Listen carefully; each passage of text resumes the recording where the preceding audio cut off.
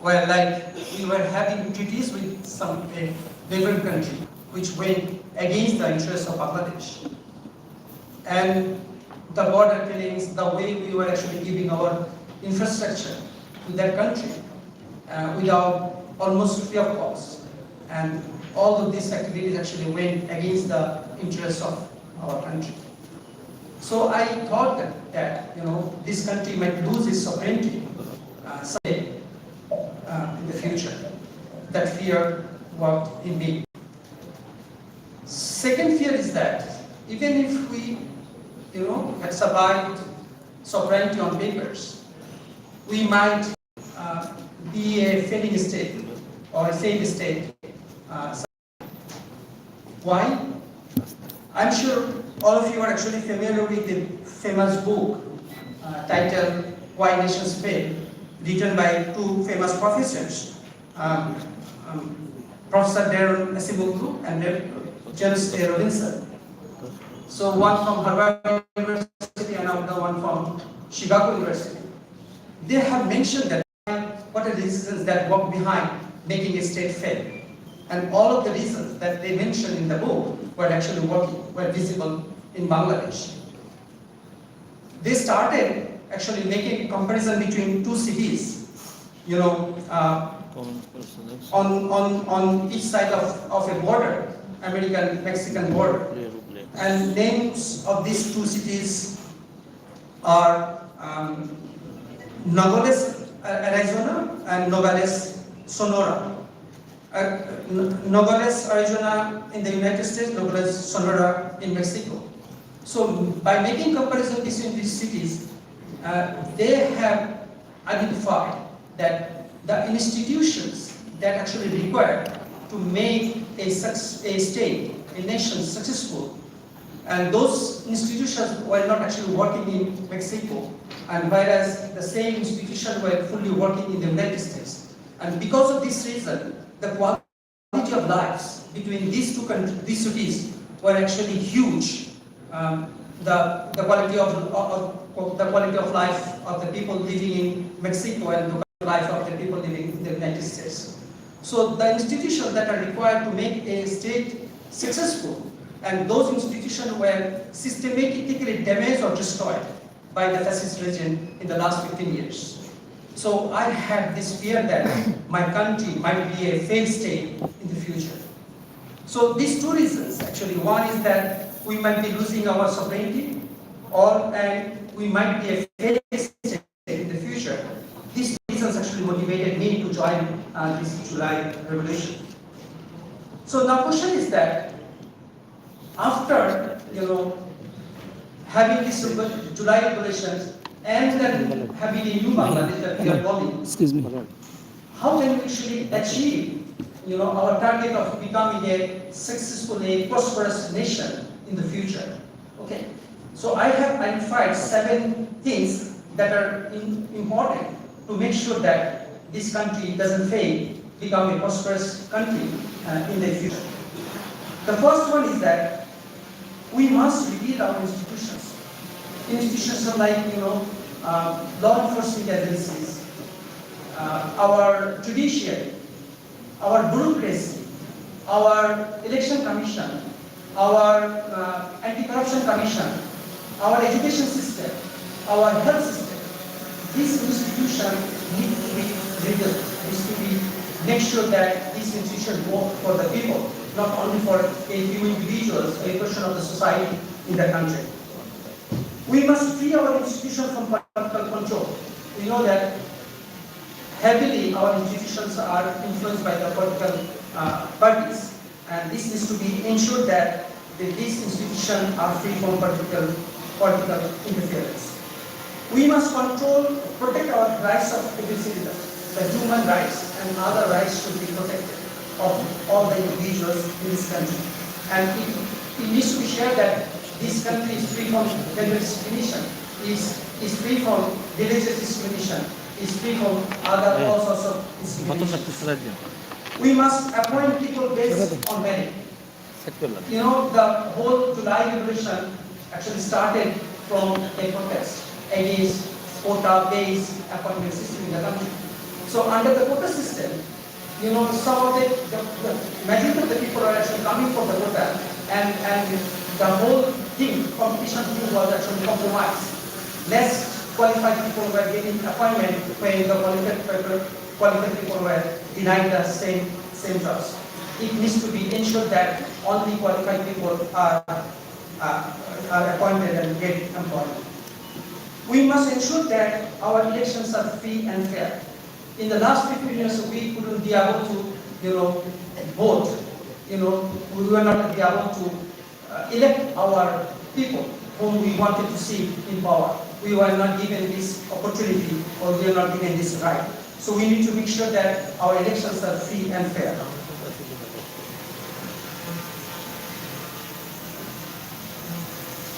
We must fight corruption at every level.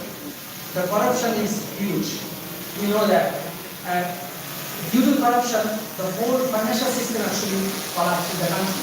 And we have to actually rebuild our institution, and to rebuild this thing, to rebuild our institution, we make sure that our institution is free from corruption. We must include people in the decision making.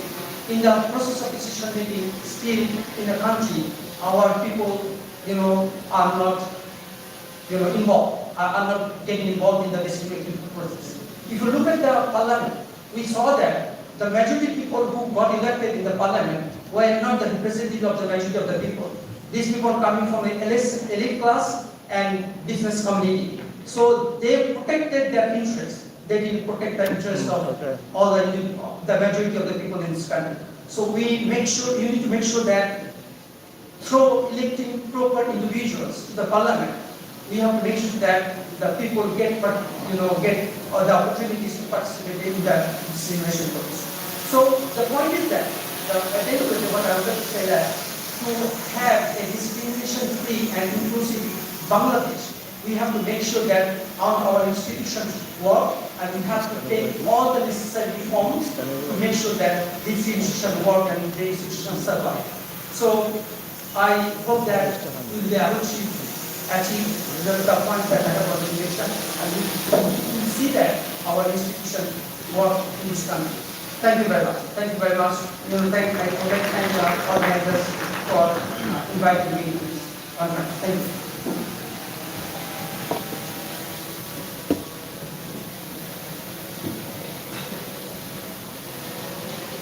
We sincerely appreciate your valuable insights. It's now our time, and on behalf of honor to welcome our special guest, JUlY.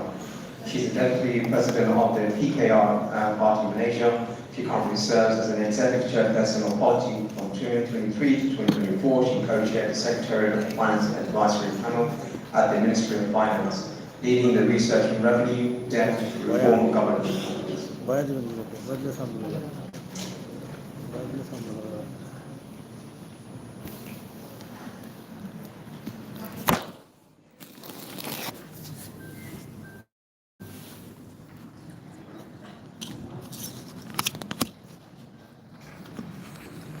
Bismillahirrahmanirrahim. Alhamdulillahi alamin wassalatu wassalamu ala asyrafil anbiya'i wal mursalin wa ala alihi wa sahbihi ajma'in. Thank you very much, Pengurusi Majlis. I know some of you speak Bahasa, so you know when I say Pengurusi, it means DMC.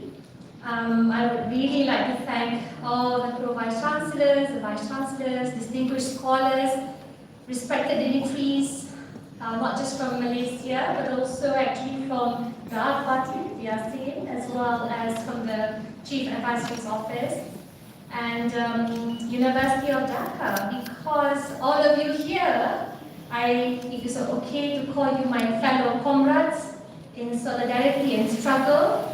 Assalamualaikum warahmatullahi wabarakatuh. Salam perjuangan, salam hormat.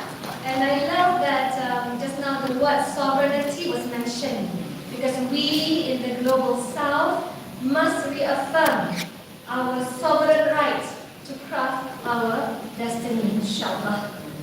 So it's a profound honor to receive this invitation.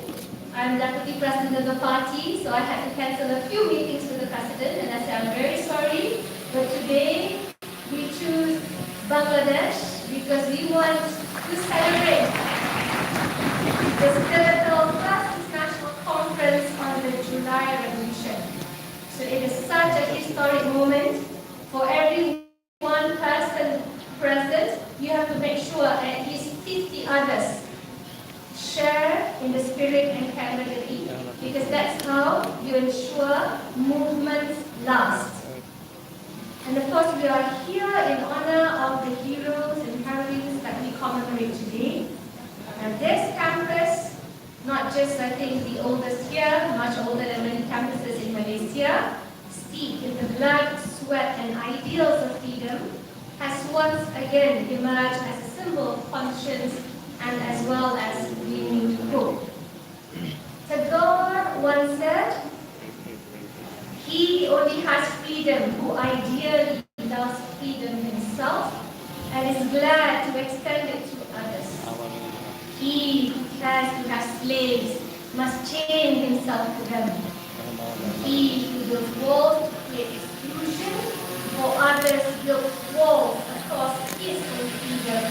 And he who distrusts freedom in others loses his moral right to it. And for every he, there is a she, because we are in this together."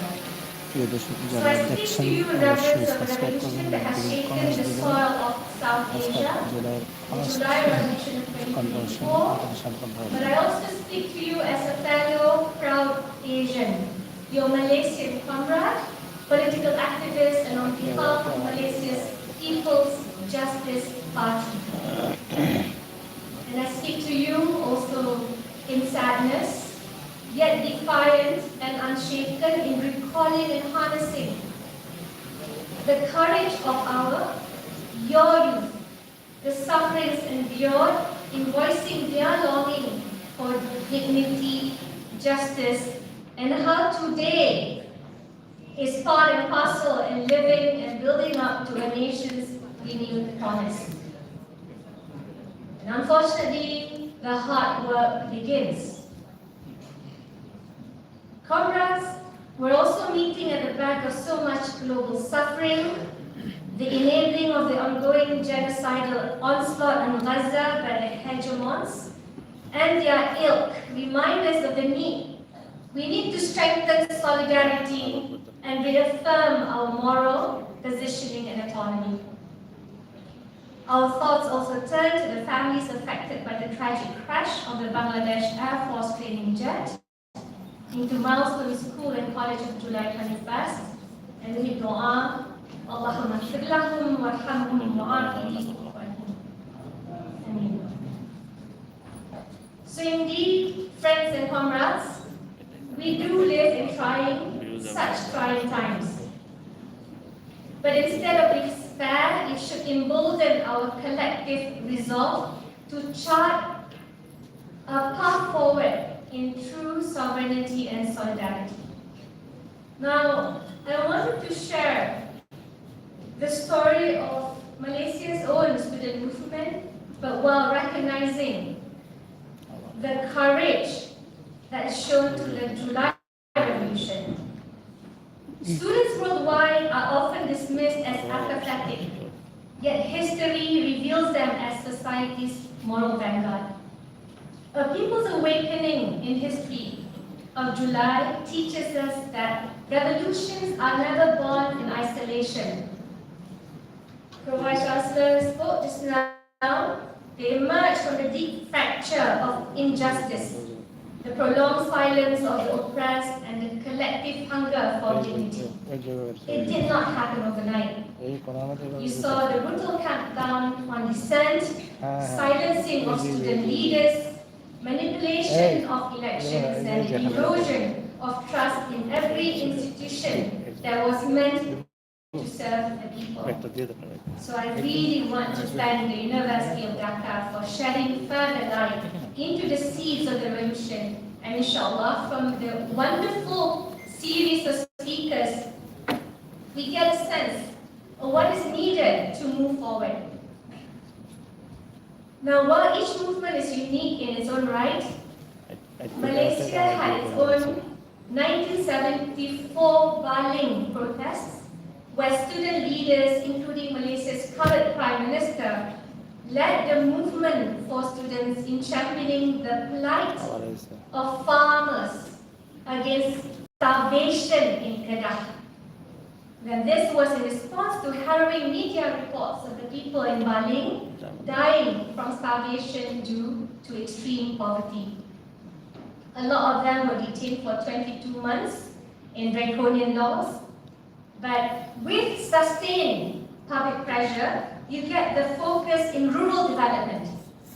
So it's all about making sure there's balance. We're not just focused on the cities, right? Which is the focal point of the studies that Asamaglu in Why Nations Fail. But you kind of look into, it will take a different formula, a different set of priorities and development plan if you want to focus on the rural kampungs or villages, as they call in Malaysia.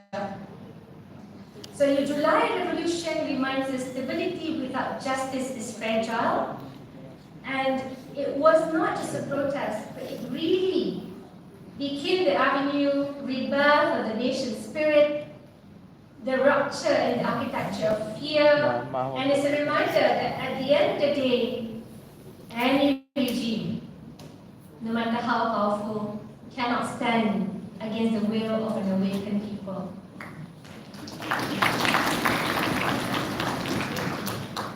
So if I may, I want to share some of the suggestions based on our own humble experience. And remember, every nation will continue to go through its set of challenges. That's why the younger generation, the Gen Alphas, the Gen Zs here, it's really incumbent on you because it's going to be your future. It's going to be something that you have to embark on and you have to take out. And for me, some of the key steps moving forward should include economy empowerment. I wanted to draw attention to the lessons between Malaysia's Amanah Ikhtiar Malaysia, which is a microcredit program, and Grameen. Why? So, Amanah Ikhtiar, which is Malaysia's largest microcredit organization, was set up 5 years after Grameen. And since 1987, we have disbursed 2.3 billion ringgit Malaysia to 262,000 borrowers with a 99.2% repayment rate, the world's highest. Alhamdulillah. So it's inspired by Prof. Yunus. But it's also crucial because every time we talk about FDI, every time we talk about economic development, about investing and getting billions, don't forget the billions here and the people here also need money immediately. So AIM's holistic impact showcases, and their target was women. So they empower female heads of households, and for me, of course, it's an important microcredit story. Now, coming back to the issue of the story from Dhaka to Kuala Lumpur, I was surprised because some of the professors here were very well versed with the Reformasi movement. And you know, it's really interesting when it first was ignited in 1998 that the Sri Anwar Ibrahim's persecution transformed streets into classrooms of resistance. And we took over an existing political party, a multiracial party at the time, by 1999, since the regime blocked the creation of new political parties on ideals mirroring your own JUlY revolution: free speech, institutional checks, electoral integrity, and economic justice for all. And as you can see, if some of you follow the Malaysian news online, the opposition just held a demonstration, most of them still wrangling with corruption charges, but much space was accorded without the water cannon for free speech. So in my lifetime at least, I saw a reversal from the earlier Mahathirist years of demonstrating to today. And it's important not for the political parties, it's important for Malaysians. And are all reforms done? Certainly not, because every generation will have to continue to struggle, and that is how life is led. We must appreciate history, we live in the present, and we remain fully committed, inshallah, towards building a better future. So 2 decades of endurance through detentions and defeats, because we lost many elections. I personally lost the 22 general elections. And then we came together in a federal coalition of political parties. But it also eventually culminated with the 2018 democratic transition. So for every revolution, you cannot expect one single moment defining history to be enough. It's horrible, but it is and it will take a series of sacrifices, like-minded support, including the ability to harness existing strengths. So what do I mean with this? I mean coalition building with people you don't like. So I'm not talking about Bangladesh, I'm not touching your political arena, I'm talking about what we did in Malaysia. And we had, of course, a recent political turbulence, 3 prime ministers in 5 years, but it offers critical lessons. Because in the 2018 general elections, you saw leaders who collectively spent more than a decade imprisoned by their chosen de facto leader make that decision. Make that decision to prioritize nation over what was done to me. The torture, the oppression, the injustice.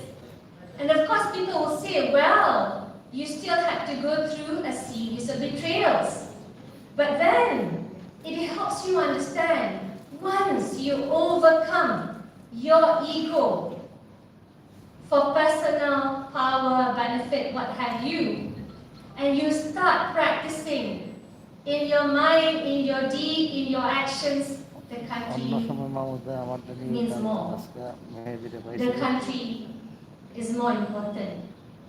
The general public and the masses, they don't have time for your personal issues.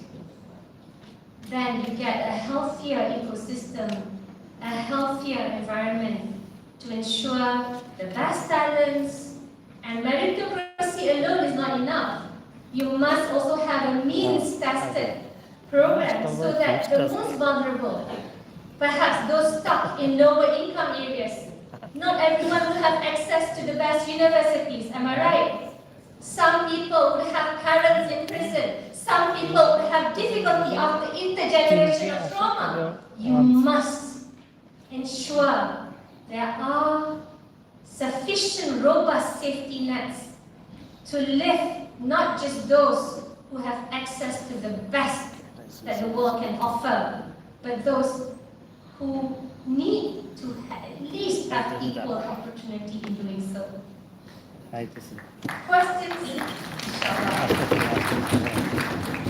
And then I have to thank my own reformasi journey because I grew up as a prefect, I grew up as a scout.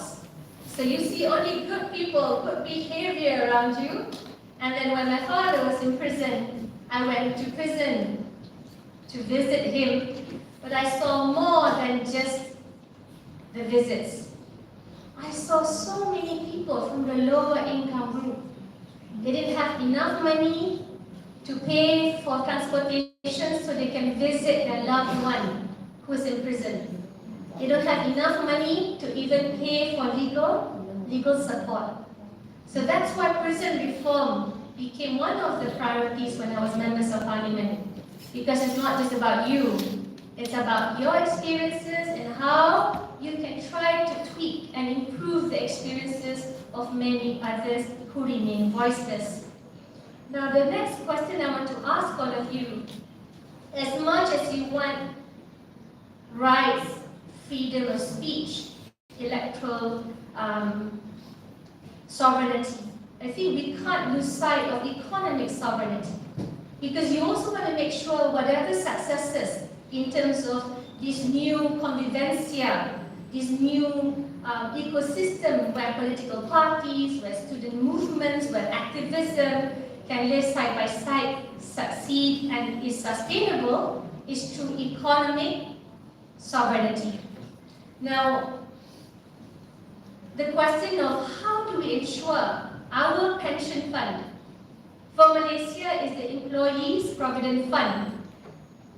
They are huge, they cover up to 60% of the workforce, and they provide for better days to come once you retire.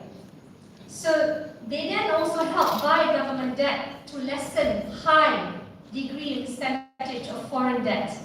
And they remain Malaysia's most trusted institution to date. So the concern now is, every single time we have engagements with them, how do you tackle the 40% in the informal sector? People talk about the gig economy. Inshallah, Malaysia, by next month, will introduce a new law governing the gig workers. Why is it important? When you're doing your work, if you meet with an accident, are you protected? What happens to your right? Not just the company's right to utilize your hours in a modern slavery-like system just to make things convenient for customers. Our PNB Sovereign Wealth Fund, using unit trust and nationalized plantations, you secure revenue from natural resources is reinvested and enjoyed by the many, not the few, where farmers as well as planters hold equity. So I'm just saying to all of you, today, as you celebrate, the hard work remains, because even if you speak about your petroleum resources, how do you make sure that it's downstream development capability? We've had experience, of course, with Petronas, and the issue is they should be harnessed. This is belonging to the people of Bangladesh, and you don't want, because you don't have the time to develop, you are at the mercy of big multinationals who sometimes, or most times, don't care about the plight of average Bangladeshis. So ladies and gentlemen, comrades, we move to the path forward. We honor the July Revolution sacrifices, and I hope that first we ground politics in principle, where you can serve with justice, compassion, and integrity. And it's important also, at the end of the day, to work together. I see a lot of diaspora, Bangladeshi diaspora coming, and I think it's important. It requires, they call it takes a whole village, right? But it really does. For any movement to take place, there's so many complex problems in today's world. Take your pick. Issues of working conditions, issues of economic development. Is the FDI you're getting? Is it fair, and does it help local enterprises? Issues of efficiency, issues of fighting corruption. Corruption, my goodness, it's not just the politicians at fault. It's also the deep state. It's also the different layers of human beings who forget sometimes they should be human and caring, but care more about profit than sharing.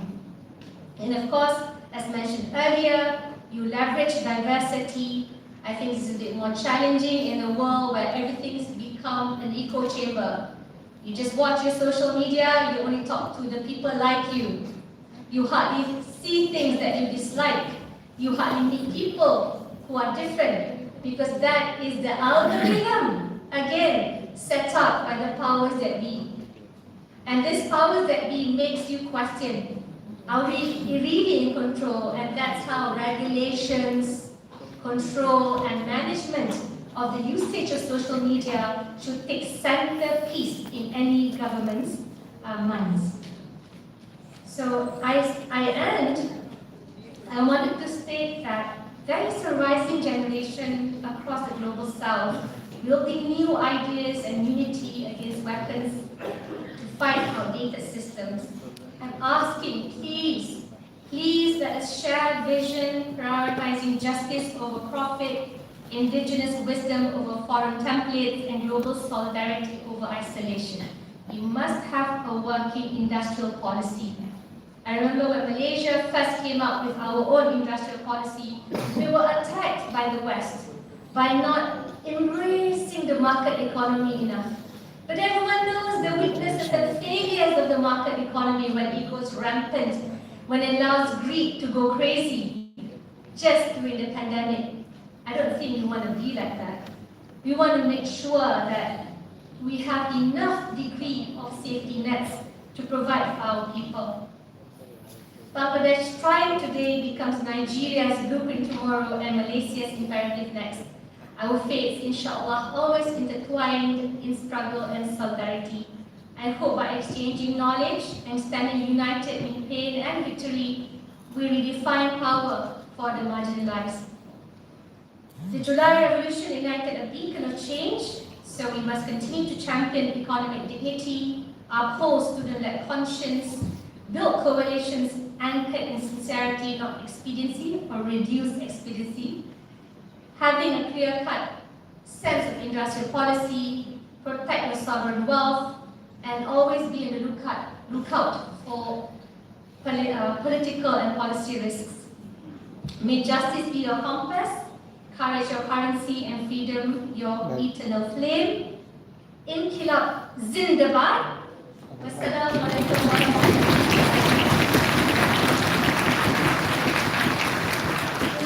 Thank you so much, ma'am, for sharing such powerful words. May I please request Professor Simon Bidisha, the Acting Vice Chancellor and Pro-Vice Chancellor of the University of Dhaka, to hand over an honorary crest to our esteemed special guest, Nurul Islam.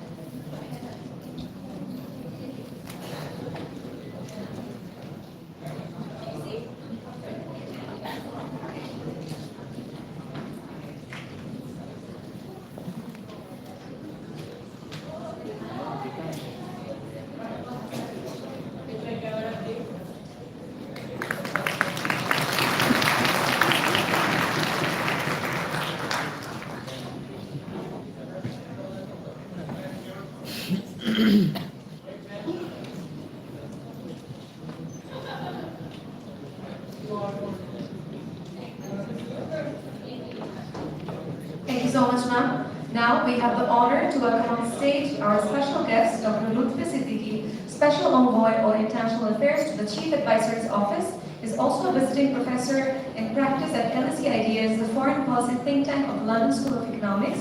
Can I please request Dr. Lutfi Siddiqui, sir, to come and say a few words?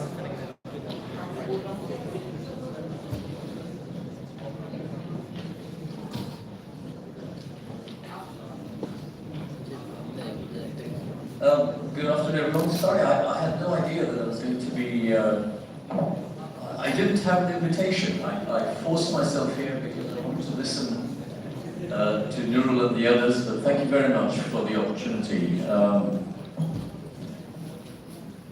My name is Lutfi Siddiqui. I'm the Chief Advisor's Special Envoy on International Affairs, and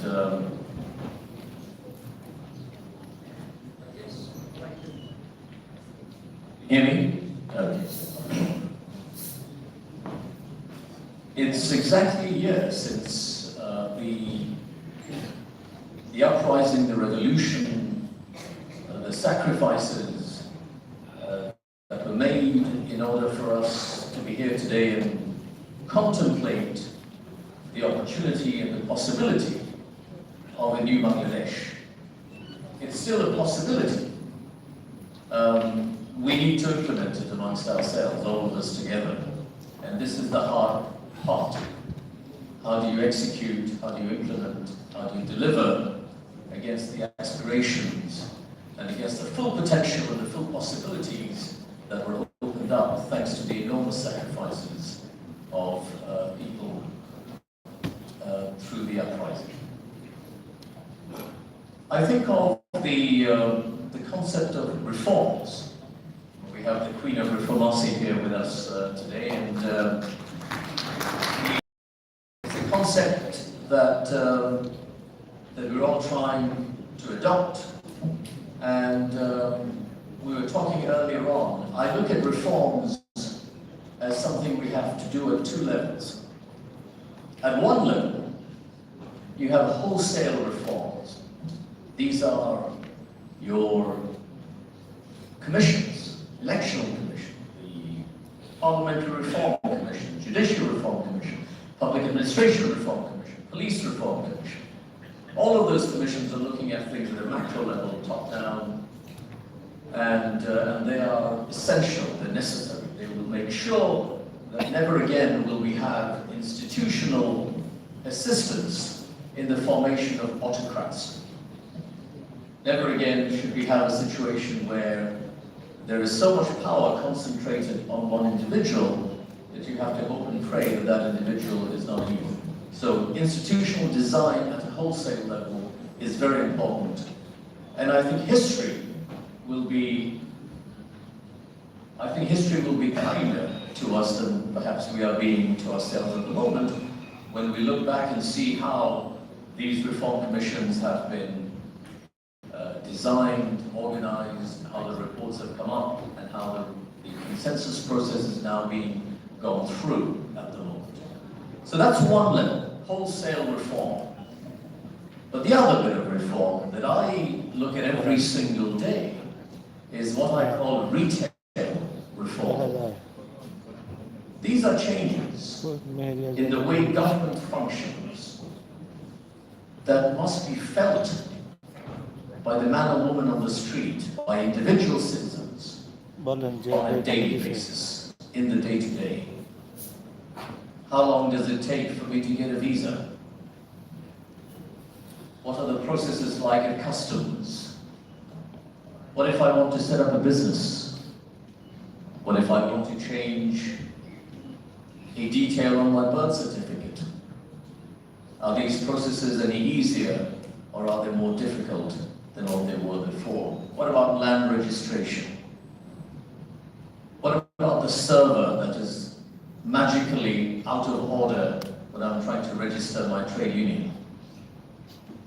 These are retail level, everyday services that we need to demand that have to be better than what they were before. You cannot have a revolution and then everyone pretend we can continue doing work day to day in exactly the same way that we were doing before, while we wait for these big reform commissions to come up with their recommendations. So retail level reform is important.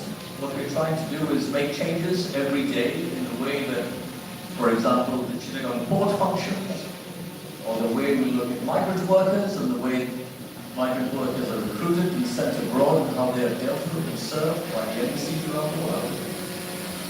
Because ultimately what you need is a democratic, continuous pressure for reforms.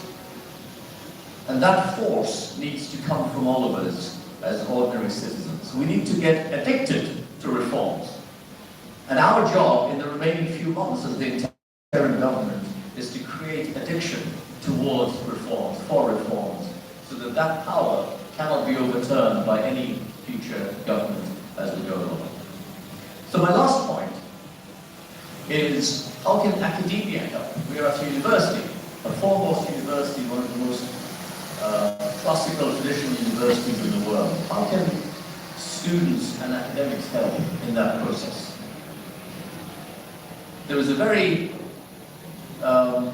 almost a simple way in which I think all of us, those who are trained in analytical work, in data analysis and evidence gathering and research can help, which is to keep the focus on the data. We need to keep on asking, what do the numbers say? Not go with impression, but exact numbers. Statistics, evidence, data, and hold government accountable based on those. We will get some of the things right, we will get some of the things wrong, and then with accountability through feedback, we try again, and we get more things right and fewer things wrong, and that is the theory of change and that is how we move forward. So that to me is how we keep the revolution going. That's the way we should commemorate anniversaries every year.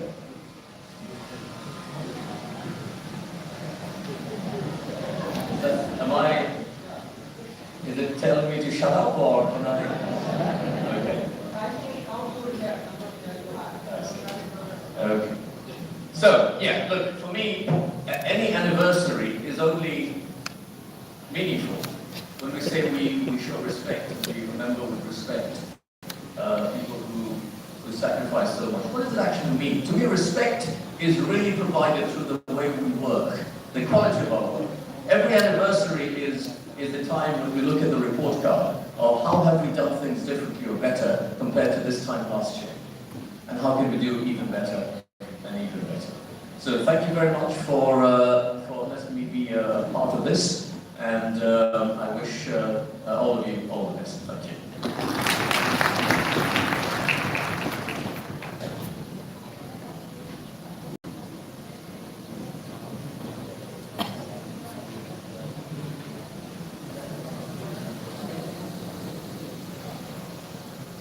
Thank you for your insightful words.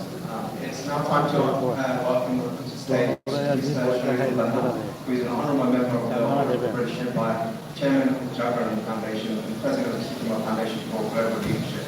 His address is titled July Revolution and Building a New Bangladesh.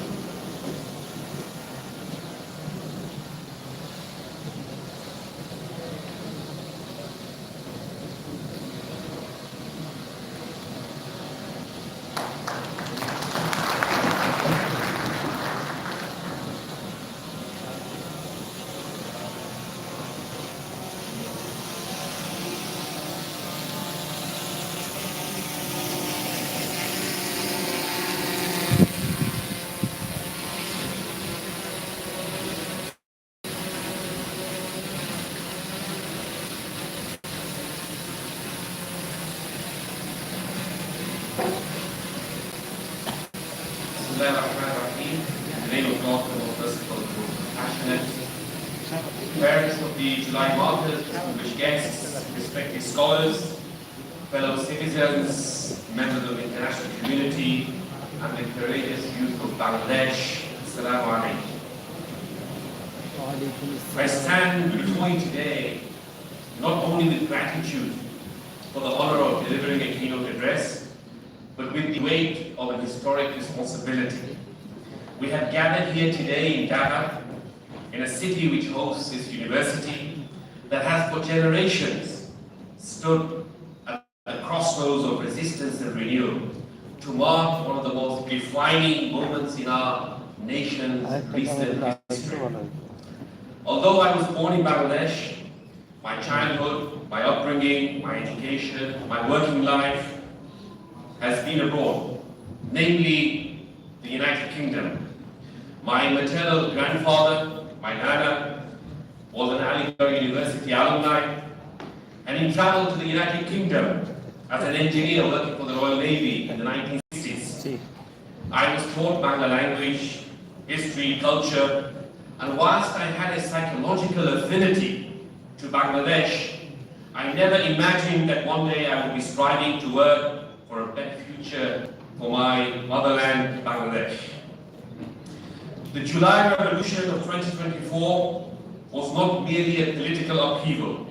It was a rupture in the moral and institutional fabric of a state that had over decades lost its way. It was the cry of a people who had been silenced, the uprising of youth who refused to inherit a future forged in fear, and the reawakening of a collective conscience that had been suffocated by impunity, authoritarianism, and deceit. When the first voices of dissent rang out from university campuses across Bangladesh, especially from this campus and the city streets, few could have predicted the scale of what was to come. On the surface, these protests were triggered by the quota movement, underpinned by widespread disillusionment over electoral manipulation, economic monopolization, media censorship, systematic human rights abuses. But beneath those grievances lay something much deeper, a betrayal of trust. The promise of an independent Bangladesh that had been desecrated by a political order that normalized corruption, dehumanized dissent, and weaponized the state against its own citizens. For 15 years, under the Awami League's increasingly autocratic rule, the institutions of our republic were hollowed out, eroded, leaving behind a democracy in name but not in substance. The July Revolution of 2024 was not born in a vacuum. It stands on the shoulders of our long legacy of resistance. It echoes the resolve of our liberation war in 1971, when ordinary men and women rose to defend their own dignity against overwhelming odds. It recalls the movement of 1990 that brought down another dictatorship and reminded us that democracy must be fought for anew in every generation. Each of these moments carried the spirit of defiance and renewal, and the July Revolution is the latest chapter in that unfinished struggle for a truly free Bangladesh. The events of August 2024, when over 1,500 citizens were killed and thousands were injured, constitute a national trauma that cannot be buried in the shallow grave of official denials. These were not accidents of chaos. These were acts of state-centered, state-directed violence. The revolution was paid for in blood, but it was not extinguished by violence. It was fortified by sacrifice. The courage of those whose bullets, with only banners in hands, who bore torture with dignity, who chose truth over survival, will remain etched in our national memory as long as this nation exists. Among us today are mothers who buried their sons before their time. We heard the pain, the aspiration, the supplication for the parents of Shaheed Jahidul Zaman Tanveed in the inaugural session earlier today. Among us are also students who carry the scars of police brutality, and fathers who still wait outside the prison gates, hoping that their disappeared children will return. Their grief is not just private sorrow, it is collective inheritance. It is the silent anthem of our revolution. And to them, to the fallen martyrs and the wounded survivors, I say this: your suffering has not been in vain. Your courage forever has changed the destiny of this nation. And yet memory alone is not enough.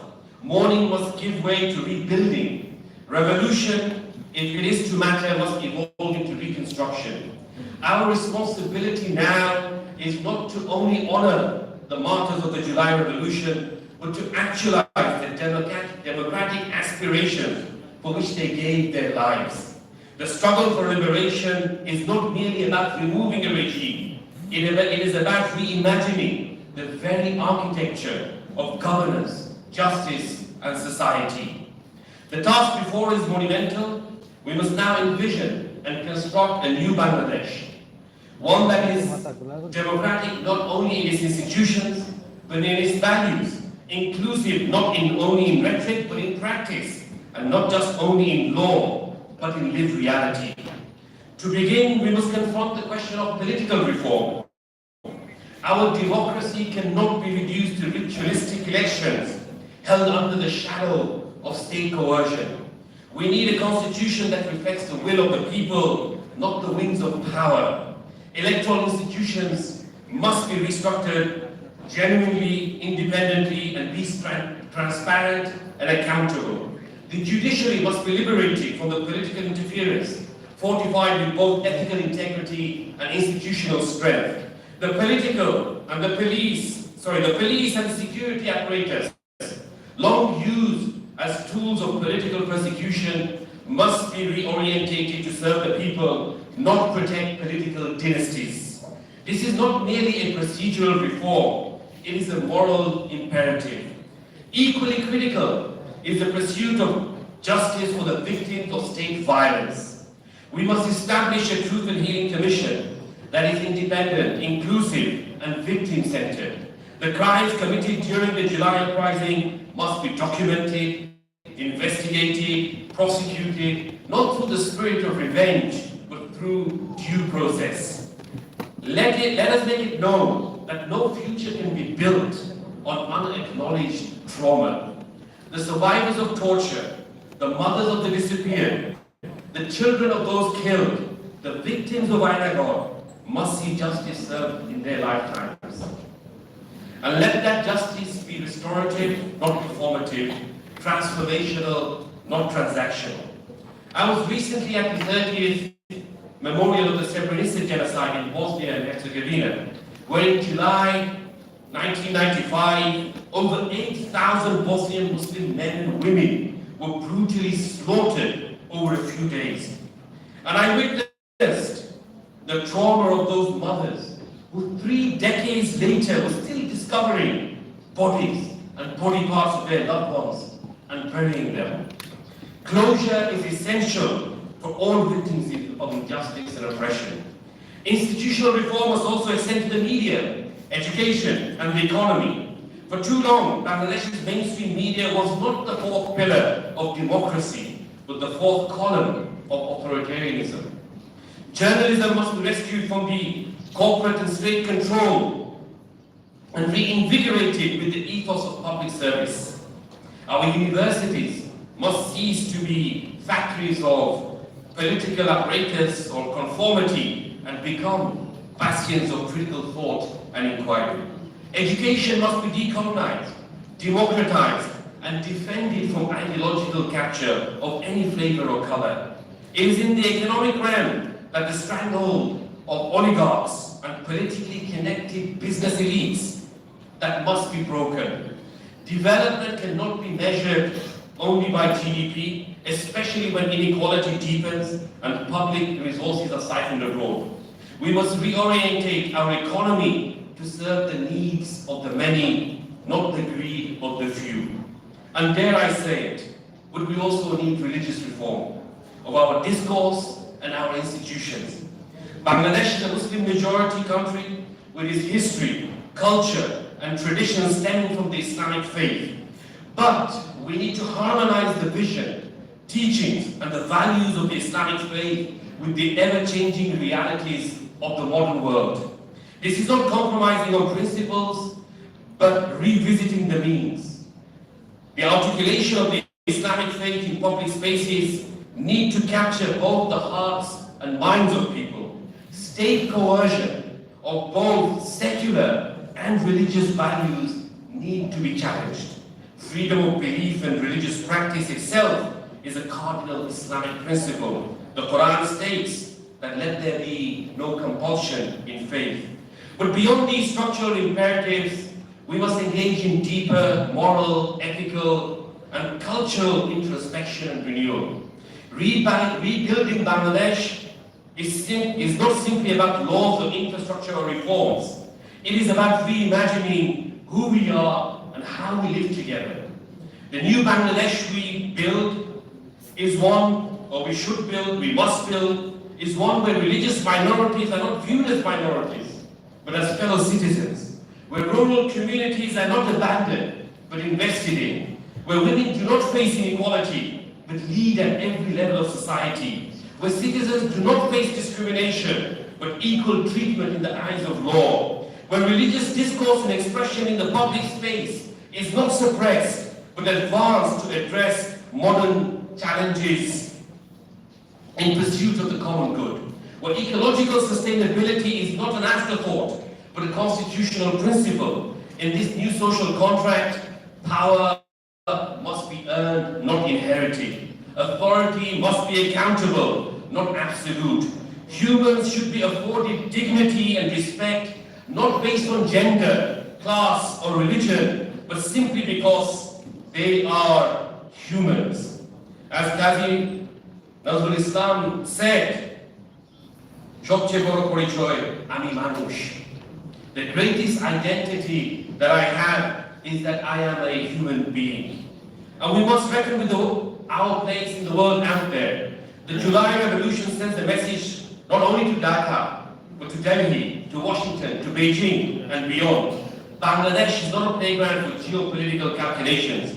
We are a sovereign nation, we are a sovereign people. The days of foreign powers propping up autocrats in exchange for access and influence must end. Our revolution demands that international engagement with Bangladesh be based on dignity, not duplicity, on solidarity, not strategy. We welcome principled allies, not transactional brokers. We stand on the brink of ushering in a new era of reconfiguring our relationship with the rest of the world, especially our regional neighbors. The Jagaran Foundation, which we established on the 6th of August 2024, within 24 hours of the downfall of the Hasina and her regime, stands committed to supporting this historic transition.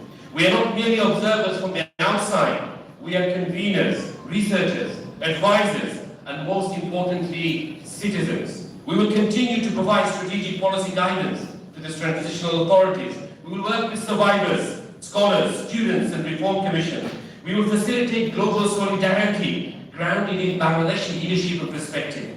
Our mission is simple but sacred: to ensure that the aspirations of the revolution are translated into institutions, policies, and culture. As I close, I want to speak directly to the youth of Bangladesh, the true authors of this revolution.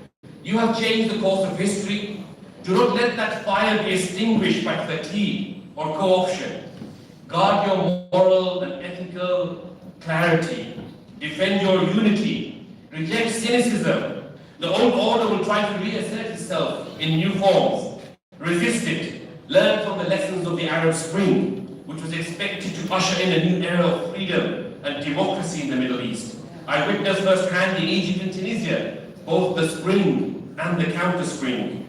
This counter-revolution begins with factionalism and division.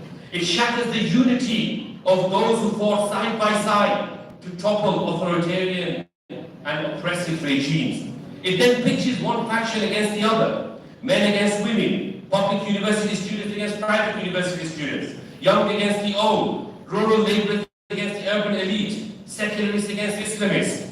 The promise of the JUlY revolution is not yet fulfilled. It is only the beginning. 50 years from now, when the children of this land read about JUlY 2024 in their history book, let them say with pride, our parents and our grandparents not only rose against tyranny, they built a just and humane nation from its ashes. Let them inherit a Bangladesh that is no longer oscillating between hope and despair, but stands as a beacon of courage, freedom, and compassion. Let us not settle for cosmetic change. Let us not be seduced by the language of stability. And in fact, what we need is transformation. May the memory of the martyrs inspire us. May the resilience of the survivors fortify us. And may our commitment to justice, democracy, and dignity lead us towards a truly new Bangladesh. Alija Izetbegovic, the first president of Bosnia and Herzegovina, who led his country to liberation and freedom, reminds us all, when you go through it all and endure it, when you rise again after 100 stumbles, when you give up false hope and comfort and clench your teeth to openly face the truth, then you realize that the whole meaning of life is to fight evil. Thank you.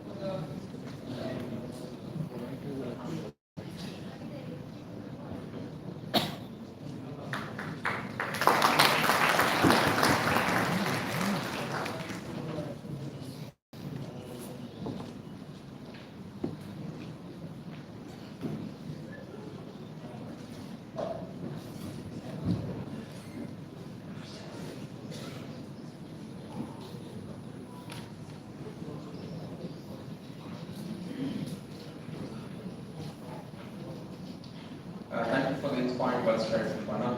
Now it's a pleasure and honor to introduce our next speaker for the session, Dr. Muhammad Saiful Islam, Associate Professor Nanyang, Technology from the University in Singapore. In Singapore, Dr. Islam will present a keynote titled Anatomy of the July Revolution, Roots of Rebellion, Dynamics of the Movement in the Future of Bangladesh.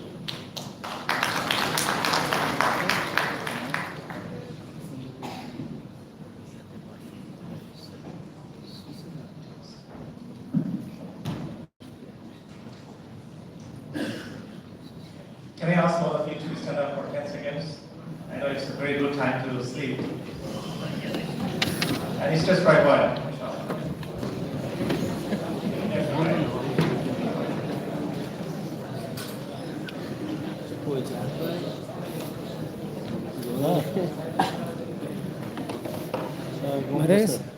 Okay.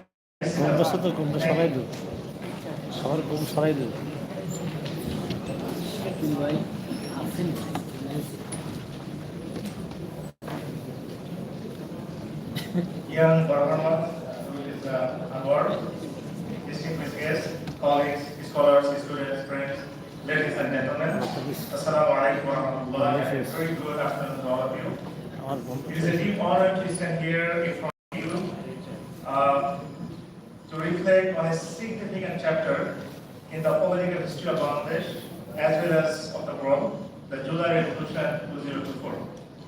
What began as a student protest against the court rule eventually transformed into a generational uprising against authoritarianism.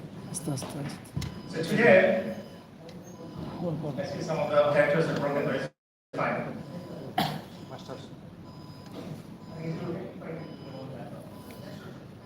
So please excuse me. Yes,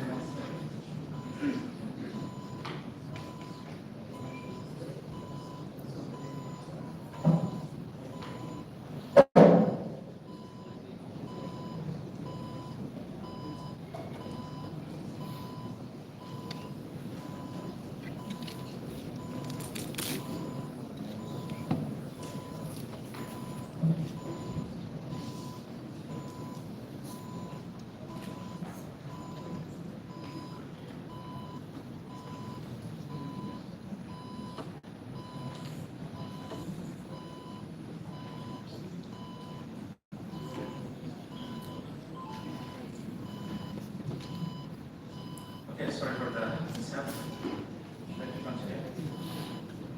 Okay, so today I am going to walk through the anatomy of this revolt, its causes, its structures, its evolution, its central dynamics, as well as the future it promises. Just a bit of background about this movement. We all know that in recent years, the global south has become a hotbed of political uprising. From Arab Spring to Nigeria's Ensures movement, to Bolivia's anti-capitalist struggle, to Sri Lanka's pro-democracy movement in 2022. Despite their differences, these movements have some common patterns. Deep repression, brave resistance, and power of digital tools to mobilize people. In July 2024, Bangladesh became part of this global wave with a historic revolution. Faced with brutal fascism, students here lead the most successful movement in the global history. Dhaka University, this university was basically the epicenter of this movement, where voices of the young people sparked a national call for justice, dignity, and freedom. The students led this movement in direct defiance of a brutal kleptocratic fascist regime. The fascism has several defining features. First, the state institutions like the police, judiciary, and bureaucracy were weaponized to intimidate dissenters as well as to manufacture false narratives. Second, much of the media and journalism become tools of the kleptocracy, spreading lies and glorifying authoritarian rulers through a dangerous personality cult. Something I call political totemism. Their duty was to challenge the power and the government, but instead they become co-opted and turn into enablers of kleptocratic fascism. Third, many intellectuals and members of the cultural elite choose sycophancy over integrity, trading truth for money, status, and proximity to power. And finally, the country's sovereignty was increasingly undermined by a clear and growing Indian hegemony. Against this backdrop of repression and betrayal, the students rose not just to protest, but to reclaim truth, dignity, and national independence. Over 3,000 years of Bengal's history, no regime has matched the sheer brutality and authoritarianism of Sheikh Hasina. While Bengal has experienced years of foreign domination, colonial exploitation, political unrest, never before has the region witnessed such a systematic assault on democracy, civil liberties, and national sovereignty from within. Hasina's regime, as I will be elaborating after a little while, combined ruthless repression with mass surveillance, enforced disappearances, media censorship, and the kleptocratic grip over the state institutions, creating an unprecedented era of fear, propaganda, as well as control. It stands as the darkest chapter in the political history of Bangladesh and the broader global south. On August 3, 2024, the impossible actually happened. Prime Minister Sheikh Hasina fled the country, marking the collapse of one of the most entrenched autocratic regimes in the human history. Just a bit of my theoretical framework. I approach July revolution through a blend of structural theories, political process models, post-colonial thought, subaltern studies, and digital activism. This synthesis allows us to understand not only the conditions of revolt, but also the timing, tactics, and trajectories of this movement. Methodology of data collection. The methodology of this study adopts a rigorous mixed method and multi-dimensional approach to comprehensively capture the depth and breadth of this particular movement. Institutional ethnography, 42 in-depth interviews. I also conduct 6 focus group discussions, had extensive archival research, media contents of over 100 programs and talk shows, first-hand field observations.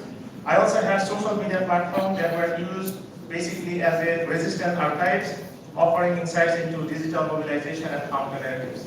So taken together, I tried to understand comprehensively the inner dynamics of the whole movement. Now let me talk a bit about the cracks in the movement. I think most of the authors, most of the speakers today actually shed lights on this issue, but let me have some very specific data on that. We all know that between 2009 and 2024, Sheikh Hasina's regime systematically dismantled Bangladesh's parliamentary democracy, transforming into a kleptocratic and fascist state.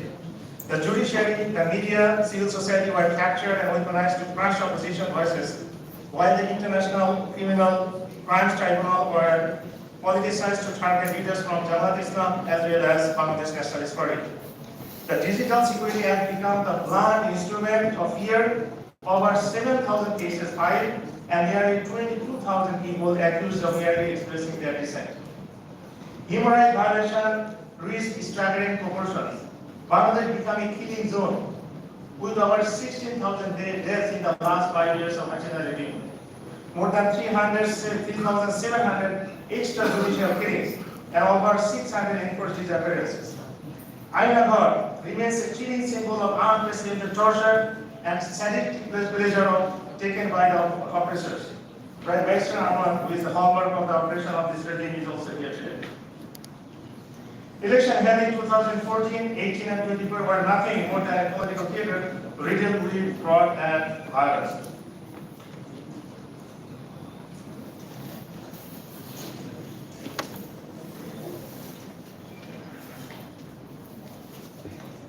Under Hasina's regime, corruption became systematic. Over 92,000 crore taka vanished in bank scams. More than 100,000 crores of taka was looted from the stock market, and over $19 billion was shipped out through inflated energy deals, including the notorious Adani contract.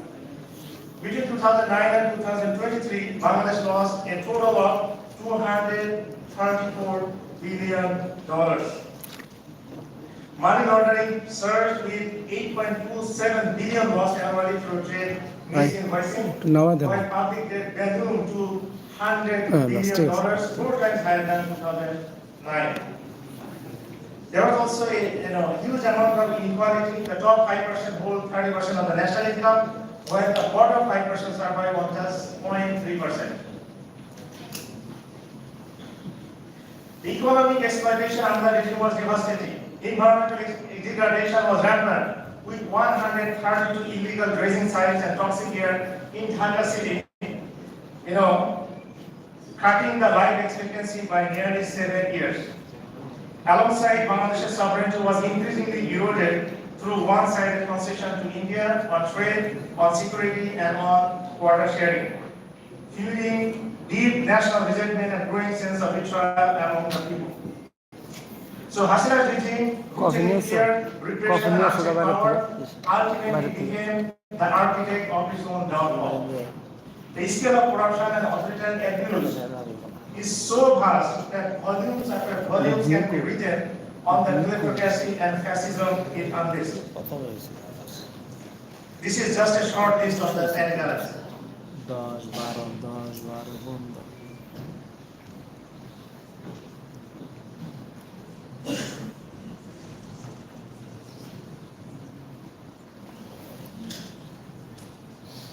Now let me talk a bit about the challenging despotism, the fight for justice and democracy.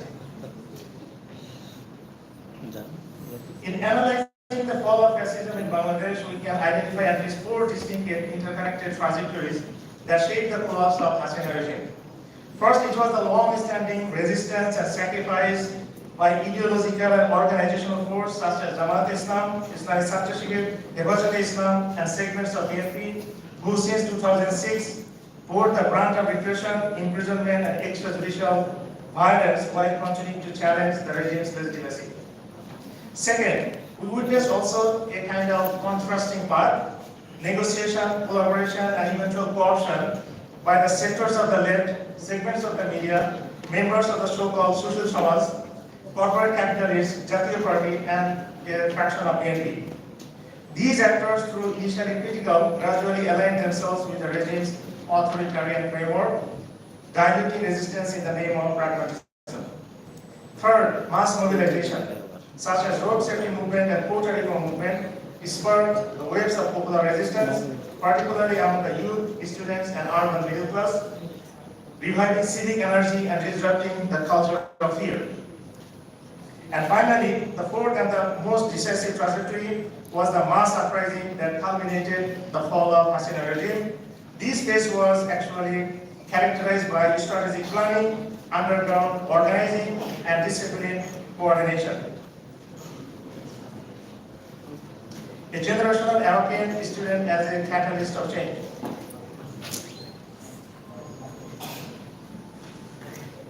The July revolution actually empowered a new generation of politically conscious, digitally savvy youth who become central to democratic resistance in Bangladesh. So the taxonomy here that I presented, for the sake of time, leadership and structure, it reveals actually the leadership and structure, and we know that there was no central leader, but there are some four leaders for this movement.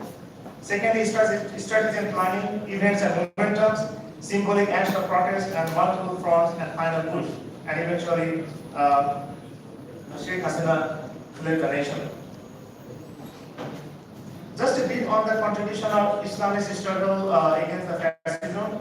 We all know that the Islamists have been at the forefront of this struggle against fascism in Bangladesh from the very beginning, both ideologically and in terms of sacrifice.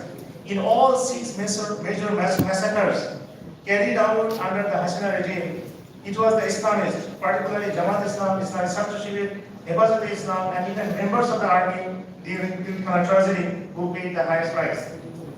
Hasina's crackdown consistently targeted Islamist voices, from Jamaat to madrasas to ulamas to broader anti-India Islamist public. Madrasa students not only participated in the resistance but also gave their lives, becoming martyrs in the fight for justice. Despotism strikes back. As the JUlY revolution gained unstoppable momentum, the Hasina regime eventually struck back with the true face of despotism, launching a coordinated crackdown to reassert control. And what we see is unimaginable. State violence escalated, rapidly abduction, torture, life and ammunition become tool of fear, while even hospitals and universities were turned into war zones. On the street, the violence intensified. Lethal weapons are used against unarmed protesters. Even vehicles were misused to spread fear. And Bangladesh Chhatra thugs brutally assaulted demonstrators, including women. In a shocking display of cruelty, Sheikh Hasina reportedly visited a hospital, spat on the injured, and ordered the hospital authority to deny treatment. A shameful and shocking act that exposed the regime's moral collapse.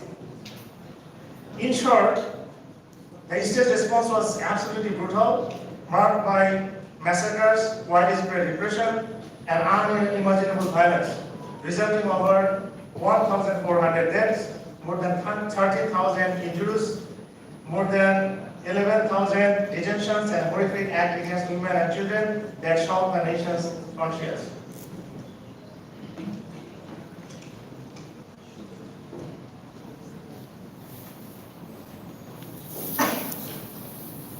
Voices of the nation. At the heart of the JUlY revolution was not only just slogans and strategies, but also the deeply human stories that broke the nation's silence and stimulated conscience. A mother shattered by grief because her only son, an innocent university student, was abducted after a protest and later found dead, his body bearing the mark of torture. A young woman beaten in the custody defiantly declared, "They tried to break my body, but they could not touch my conviction." Families were torn apart. Fathers searched prison after prison for missing sons. Children fled homes under the cover of night to join the movement. And in this year, there are hundreds and thousands of stories in this particular movement.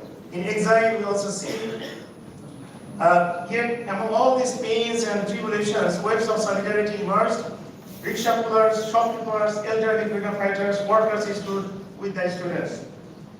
Even in the exile, the diaspora raised placards bearing the names of martyrs, their voices trembling with sorrow and resolve. Now finally, a new dawn.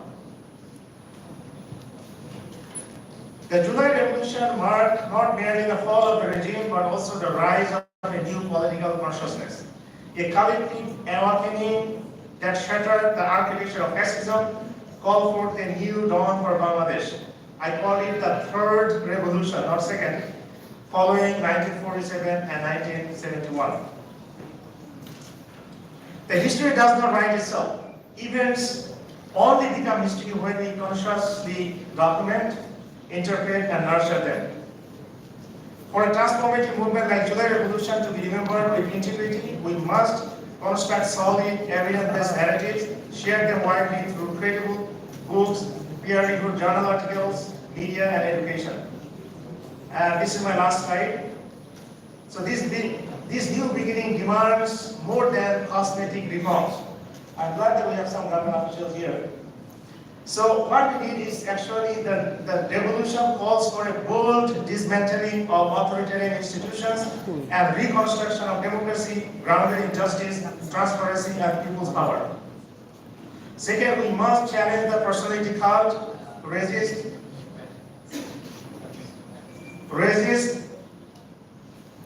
foreign hegemony, and restore historical memory as living contested truth.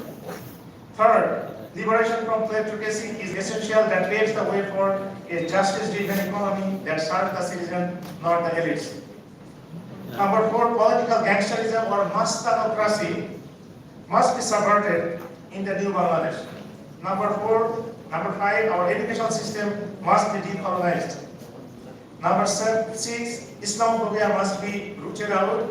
And finally, but not the least, at the heart of this new dawn lies the renewed social contract, one that affirms equality, protects the vulnerable, and builds a new Bangladesh founded on dignity, compassion, and shared responsibility. The JUlY revolution was not a conclusion. It is basically the opening gate of a new era. It shattered the architecture of fear and ignited a bold call to reimagine the very foundation of the republic. The new dawn demands not just regime change, but a paradigm change. It is time to reclaim the state, rebuild institutions, rewave the social fabric, not as passive subjects, but as conscious, courageous citizens, determined to shape a just and democratic future. Thank you so much.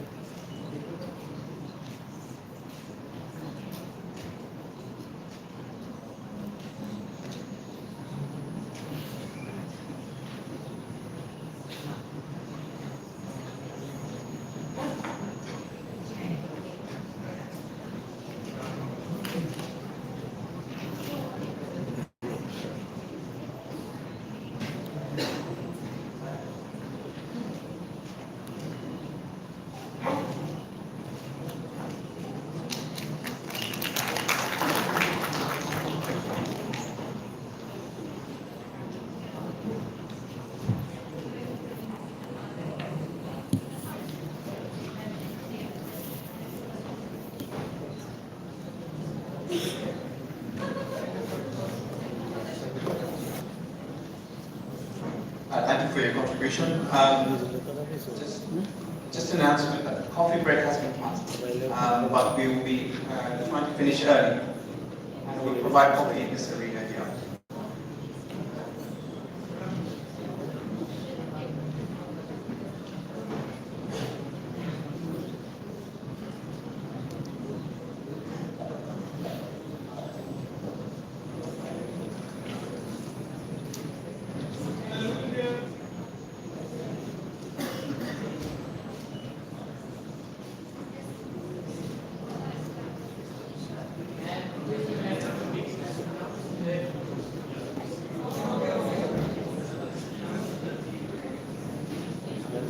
কপিলের গুট আছে কপিলের গুট আছে coffee না কপিলের গুট আছে coffee না কিসের coffee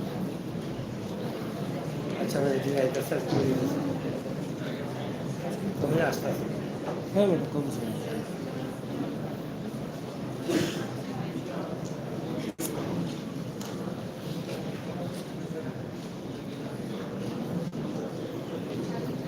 বসেন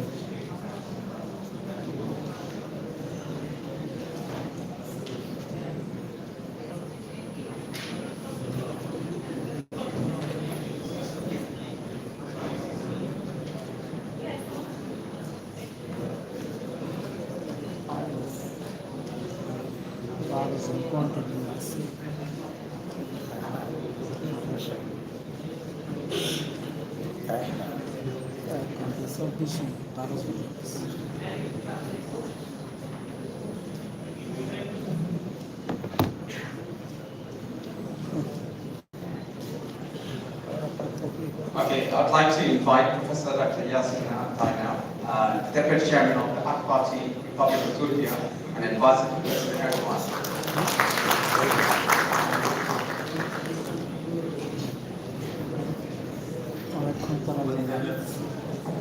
অনেকজন পরে আবার একজন গান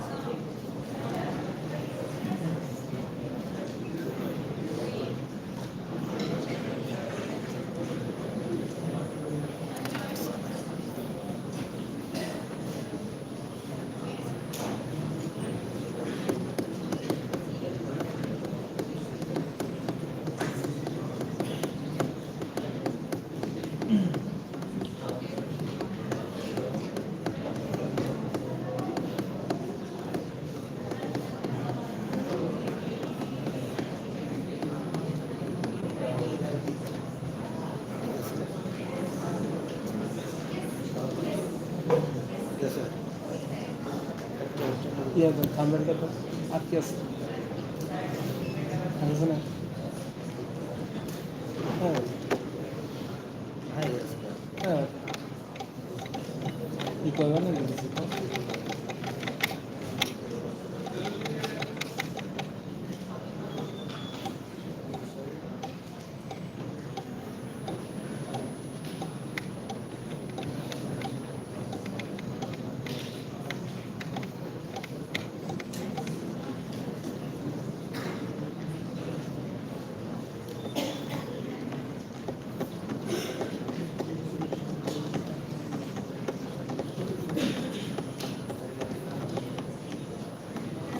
गेम बॉलर की चाहिए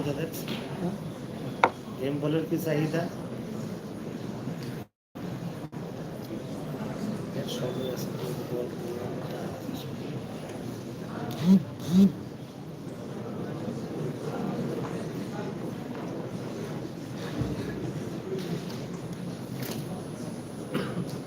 अरे हमारा एक लागो रे भाई हमारा एक लागो भाई तापरो जाऊँ भाई जाने भाई bye bye بسم الله الرحمن الرحيم والصلاة والسلام على رسولنا محمد وعلى آله وصحبه أجمعين.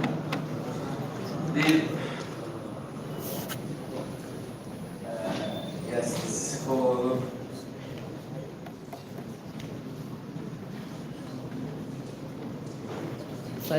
I check my table. There are some stuff here left. Clean the table first.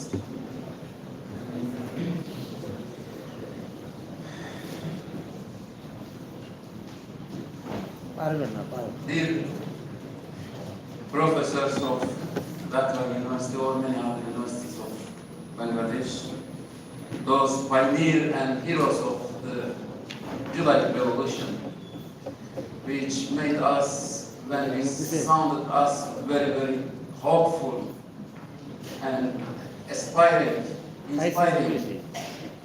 events when we heard from Turkey. And I convey you first of all the greetings of your brothers from Turkey. They all say you and I say you, Assalamu alaikum wa rahmatullahi wa barakatuh. I'm really very happy to be here to address you and to be part of this celebration of the JUlY revolution after 1 year. And this, when we heard about this JUlY revolution, we were in the celebration of the 8th celebration of about the releasing or overcoming the coup attempts in Turkey. In Turkey, you know, we have a sort of chain of the coup d'etat attempts, coup d'etat in general, the military rule, the despotic rule of some oligarchic groups who try to blockade the popular will or to blockade the democracy in Turkey. Since that is the fate of all Muslim countries after colonialism. It is the post-colonial character of our societies or nations in general. Because as you know,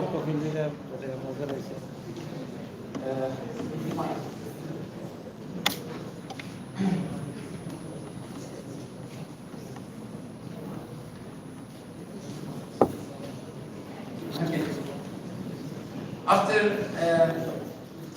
you know, I'm supposed to have a speech about to make some comparison between Turkey and to share my experiences or experiences in Turkey or in particular or in, about the Arab Spring, the Arab revolutions which took place in 2011 and which was a sort of chain of democratization and seek for democracy in the Arab world.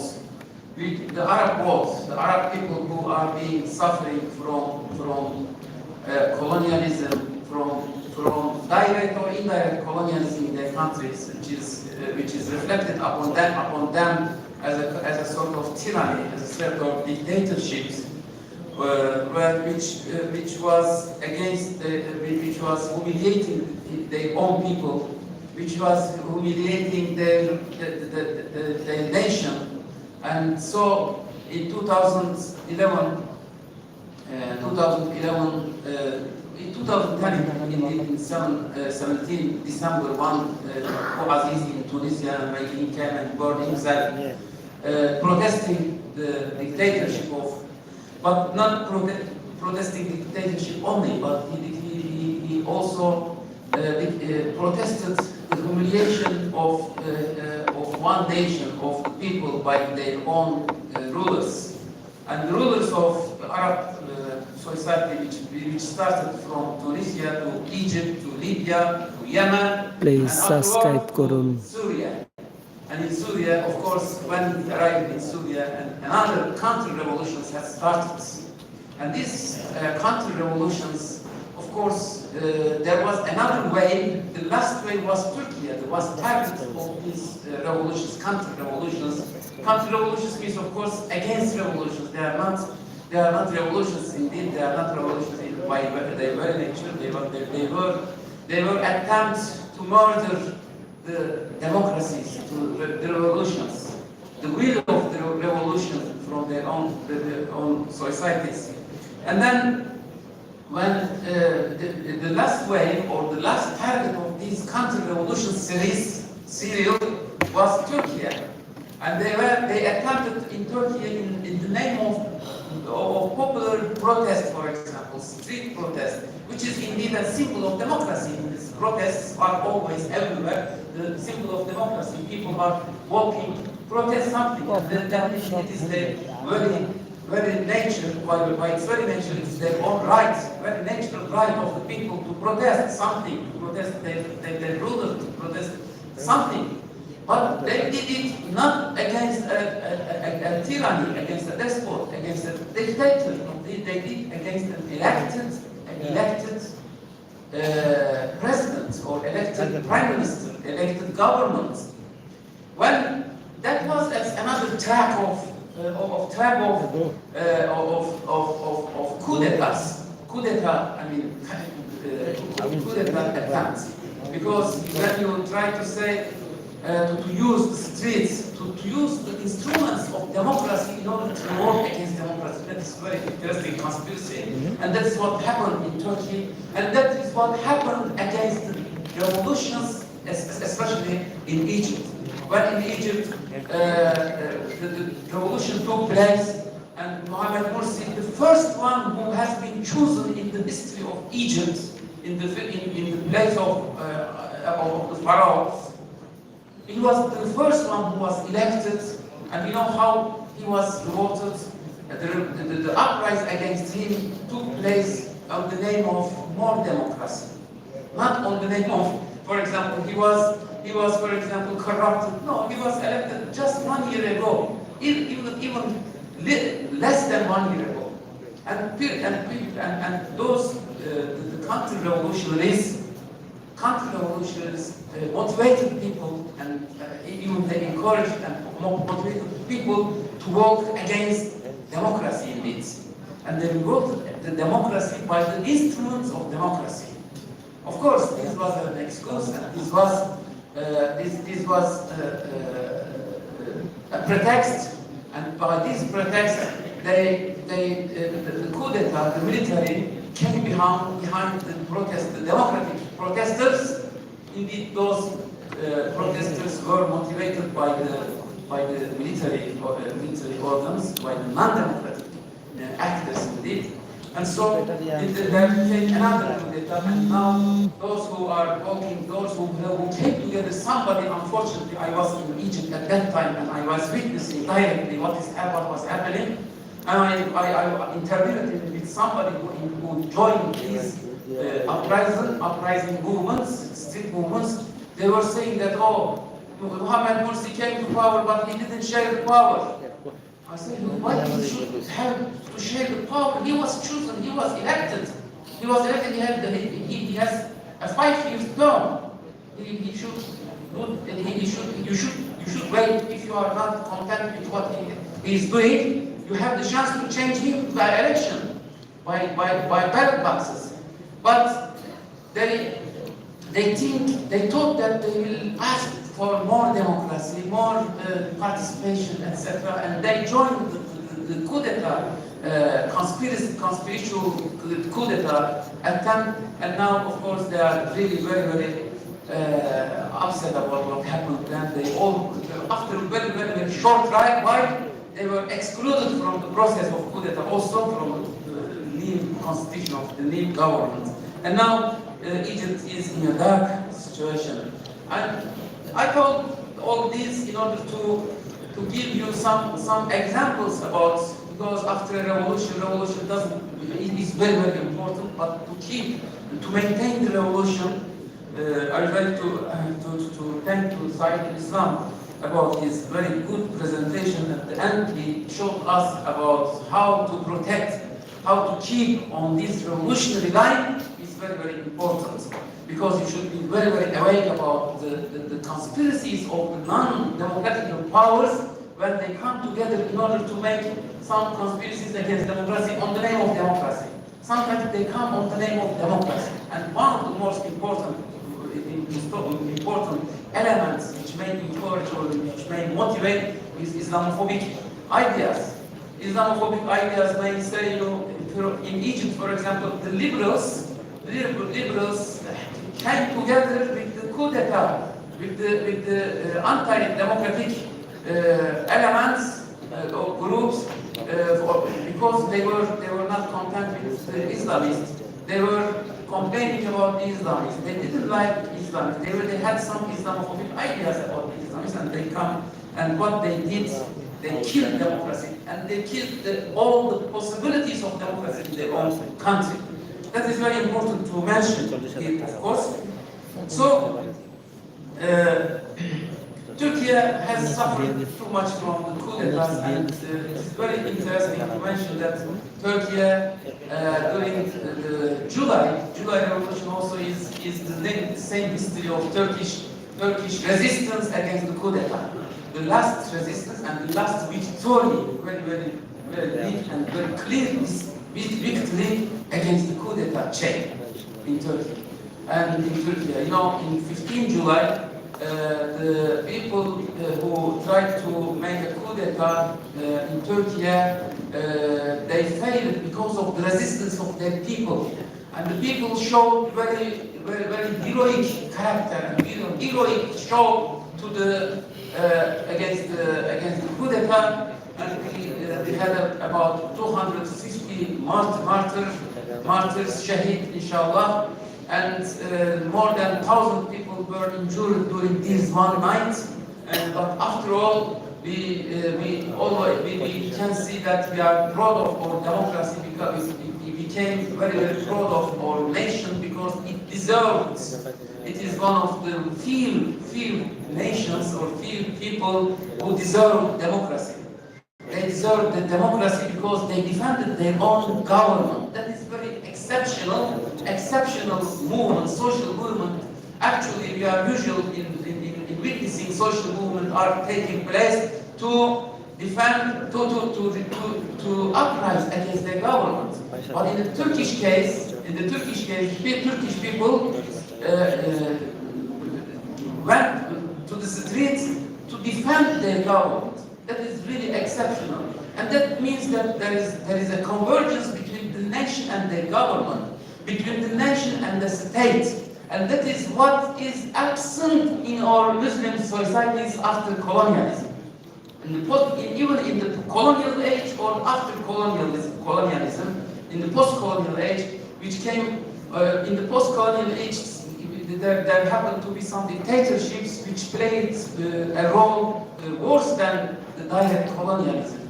They played as a sort of proxy of colonialism, not saving from colonialism, but a proxy of colonialism, and they protected the rights of the colonials after they left their countries. And there is always a difference, separation between the nations and their states, the people and their state. The state are not represent their people. That is our tragedy in our countries, in our world, in the Muslim world. The states are not being represented by their the people are not represented by their states. States are something different. They are in other worlds, and they are imposing some dictatorship, some ideologies, another identity different than the cultural and historical identity of their people. That difference and that distance between the state and the society means that the states are the agents of colonialism in your countries. So these revolutions, especially the JUlY revolution in Bangladesh, look at this, it is the same. Even though Mahmoud Rahman in the morning said, yes, the revolution of Bangladesh is unique in many aspects. It's really unique. It is unique, but believe me, all the revolutions which is taking place, all the idea behind the revolutions in our societies is the same. They try to get independence from colonialism. That is why in Bangladesh, the JUlY revolution doesn't represent a reprisal against the Hasina only, or the Hasina dictatorship only, because just on the contrary, it also represents reprisal against colonialism of India, for example. Colonialism, direct colonialism or indirect colonialism of India, and all the coup d'etats, all these states who are far away from representing their own societies are representing the interest of some imperial powers. And that is why behind all these coup d'etats there are some foreign interferers, there are some foreign actors, some other colonial regimes. And so when we see in Turkey also was the same, and this will to uprise against the coup d'etat, all the coup d'etats in Turkey which took place since the beginning were always interlinked in some countries, in either United Kingdom or sometimes United States. Recently it was related with United States, with NATO, and NATO was directly make an adjustment of the regime of Turkey by way of coup d'etat. So the coup d'etat attempts, or the regime or the dictatorship in our countries never represent their own society. So revolutions against these dictators is also a seek for not only for democracy, but a seek for independence, a seek for dignity, a seek for bread, and a fight against corruption, which was called by Brother Said Islam as kleptomania. Just to mention, I don't know whether I have enough time, sufficient time, but I wanted to mention last interview with an U.S. ambassador or special envoy to Syria. He said he mentioned a very interesting point about Israel, and he said Israel doesn't want any strong country in the region. Look at this security concept, security conception of Israel. Israel, which was put by the United States and by Europe in the middle or in the heart of Middle East, in the heart of the Muslim world. It put by force, and now we usually hear something about Israel's right to defend itself. Israel has a right to survive. Israel has the right to defend itself. But this right, where this right is coming from?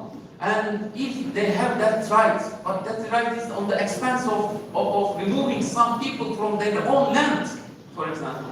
What we are witnessing in Gaza now is very, very tragic, of course. People are being forced to die by starvation, and now the conception of the security conception of Israel is really very, very interesting, and it explains how democracy cannot or couldn't develop in our countries, and why it couldn't. Because the reason, we heard many things. We are all academics, we are all intellectuals.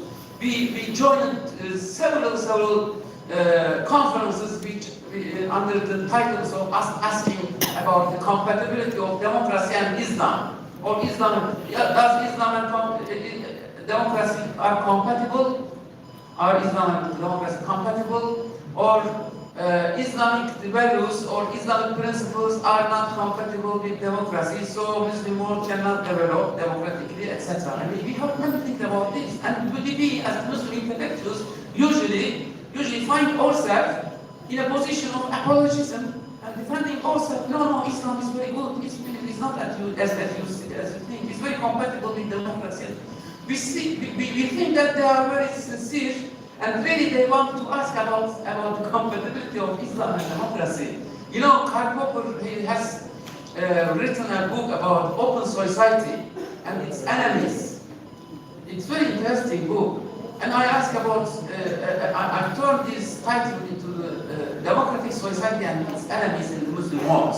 Who are the enemies of democracy in the Muslim world? Is it Islam? No. Islam and democracy can be compatible. Islam can be compatible with monarchy, can be compatible with democracy also. That doesn't mean that the message or the mission of Muslims, the message of the Islamists is to bring democracy. No.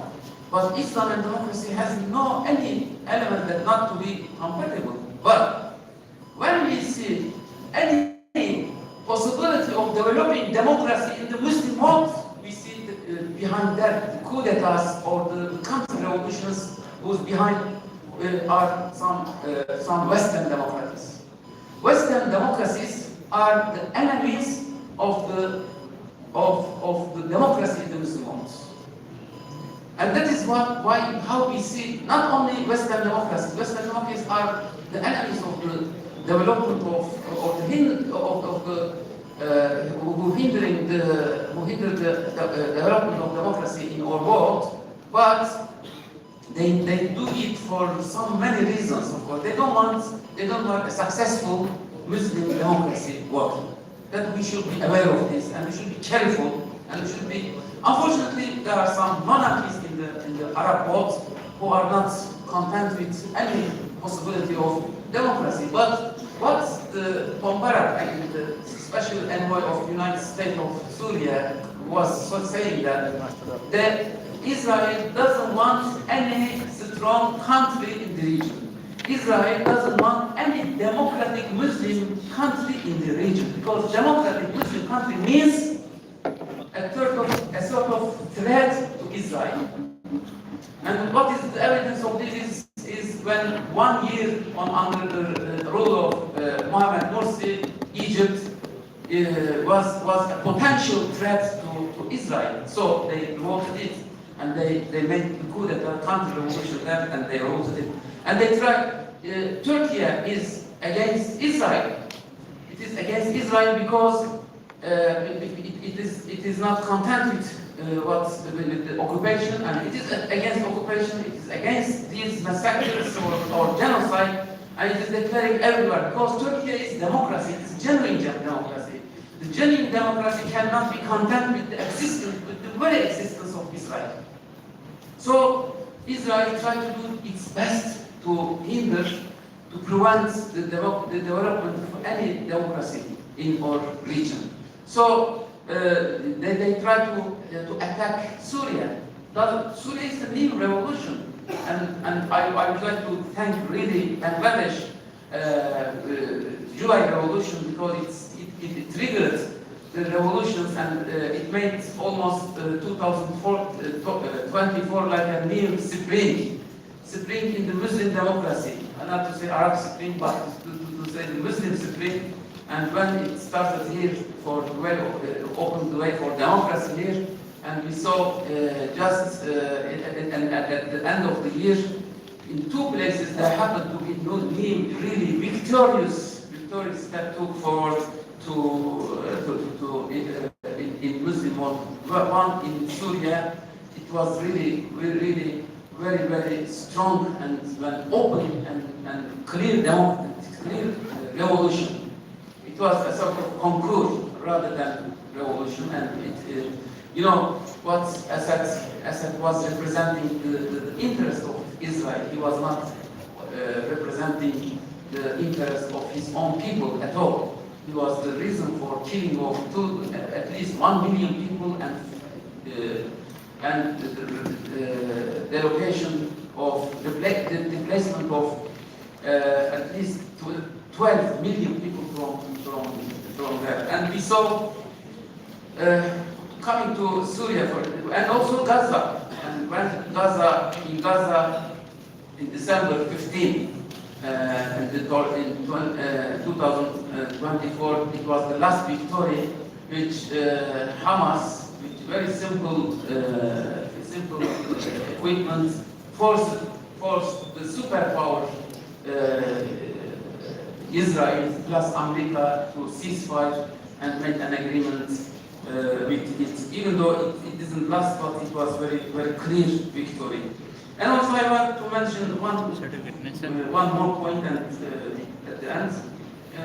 We in Turkey, we always welcome the development of democracies in our region, in Muslim countries, especially in everywhere. And we are the target, we are destination for migration or for some asylums from some despotic countries. We are, for example, we hosted from Syria about 5 million people. 5 million refugees came to Turkey, and Turkey, alhamdulillah, hosted them and tried to give them shelter, and it considered them with the naming of statement of Recep Tayyip Erdogan was as muhajir, not refugee. That he said they are muhajir, inshallah we will be an ansar. But I want to mention about any proliferation of the resource countries as refugees in Turkey or as muhajir in Turkey. We received, for example, from Egypt, from Iraq, from Libya, from Yemen, from Syria, from Sudan, from Tunis. All these countries were despotic countries, but alhamdulillah we didn't receive from Pakistan, from Malaysia, from Indonesia, those countries where democracy is working in this or another way, and there are no any Islamophobic developments or feelings there. I'd say this all, and I'd like to thank you again for listening, and I'm very happy and congratulate our brothers for the very big, victorious revolution. Wassalamu alaikum wa rahmatullahi wa barakatuh.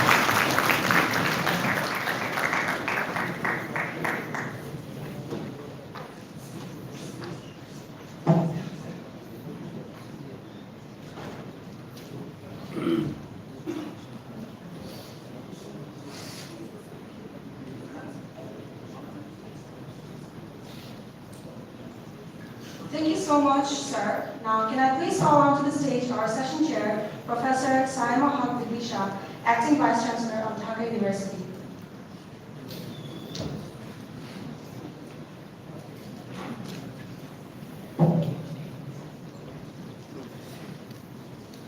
Professor Dr. Yasin Bey, Deputy Chairman, DK Party, Professor Jahangir Alam Choudhury, Honorable Treasurer, Dhaka University, Mr. Sharif Banna, our Chairman of JUlY Foundation, Dr. Saiful Islam, Associate Professor of Nanyang Technological University of Singapore.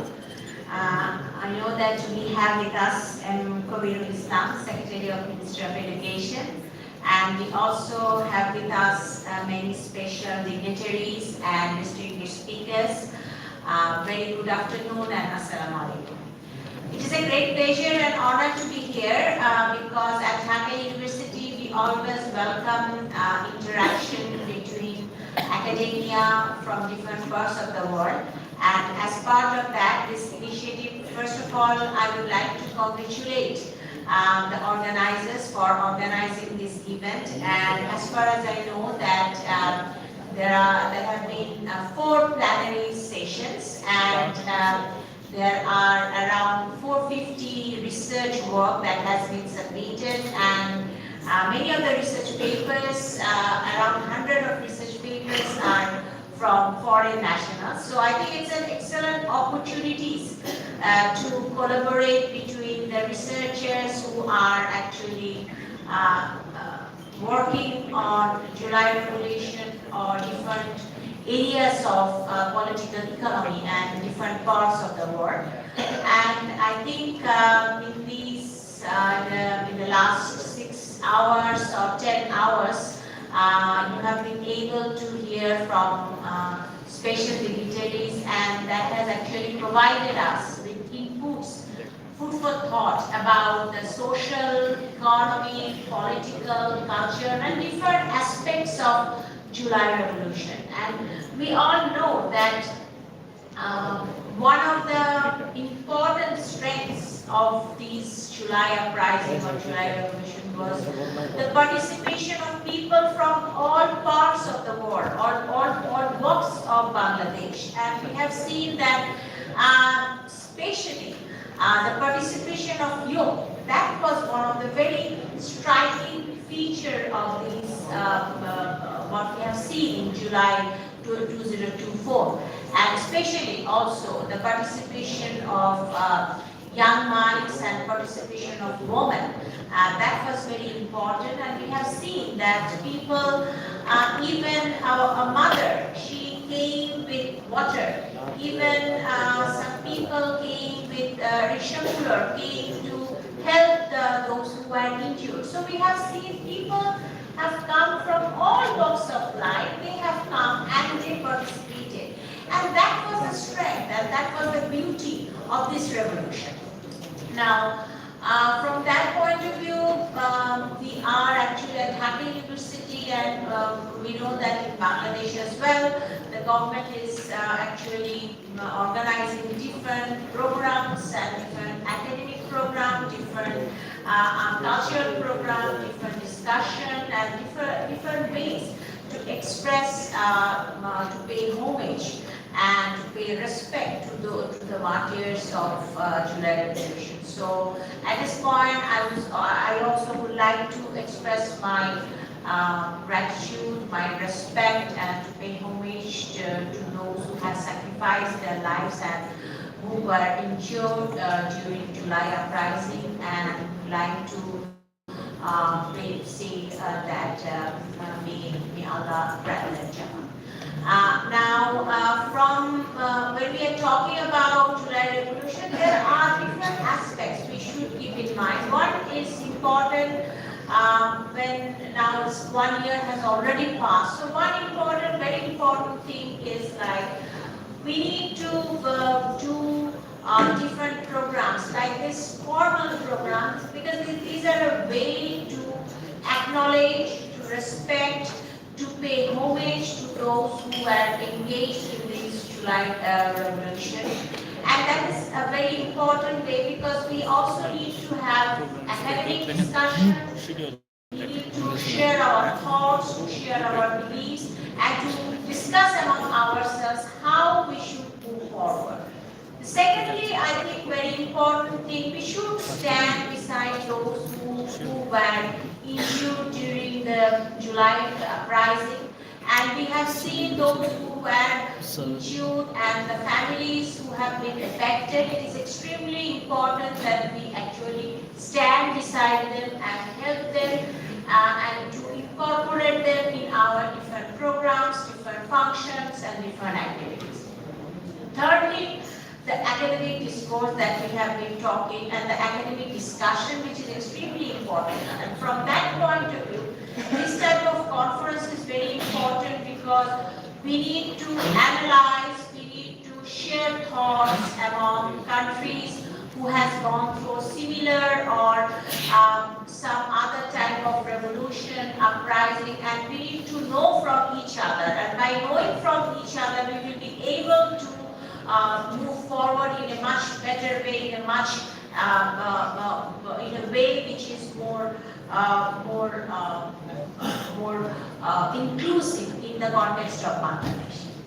Fourth thing is what I like to mention is like very important thing when we are thinking about July 2024 is people wanted to see changes. People wanted to see changes and people wanted to build a new Bangladesh. And in order to do that, there are a lot of issues that needs to be discussed. And I'm sure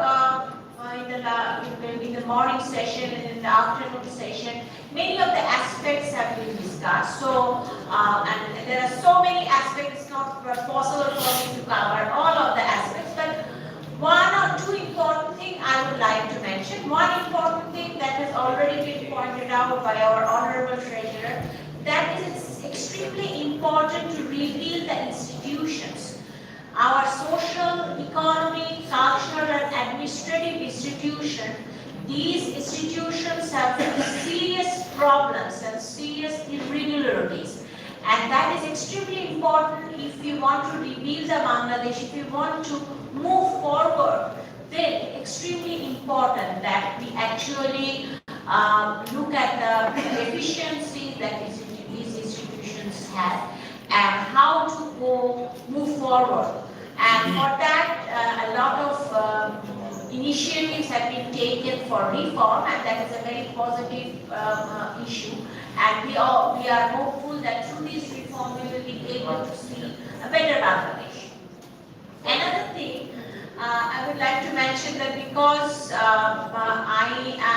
my subject is economics and I work on labor market, and so I have a keen interest to work on the youth in particular and youth employment. And I think this time this is a unique opportunity that Bangladesh has to utilize the youth power of Bangladesh.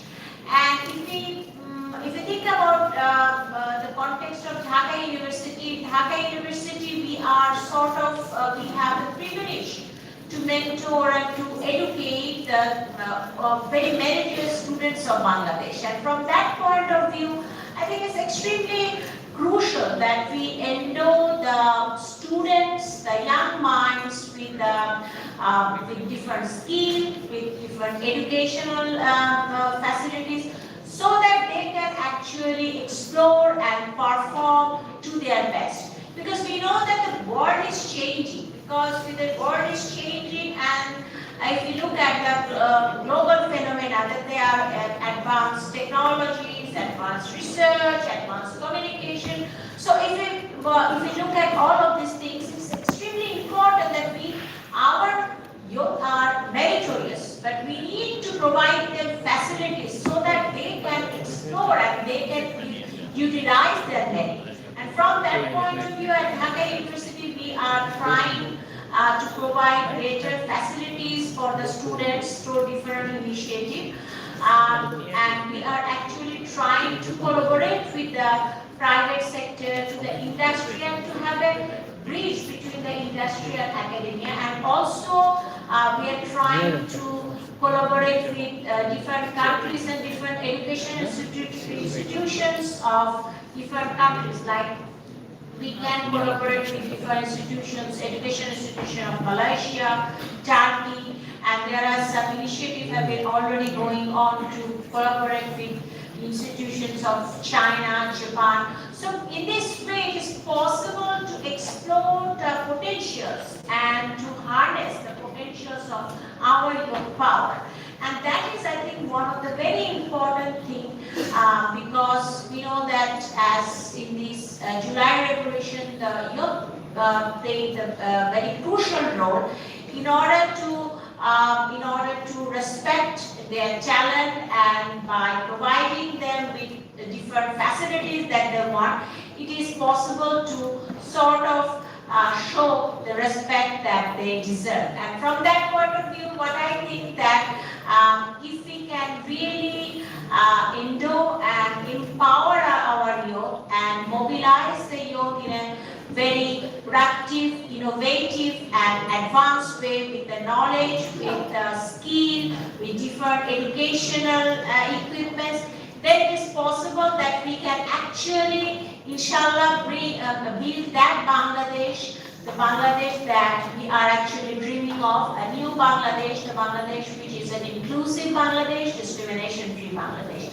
And we hope that through this conference, we will be able to accumulate ideas, thoughts, and share our views towards that end. Thank you so much.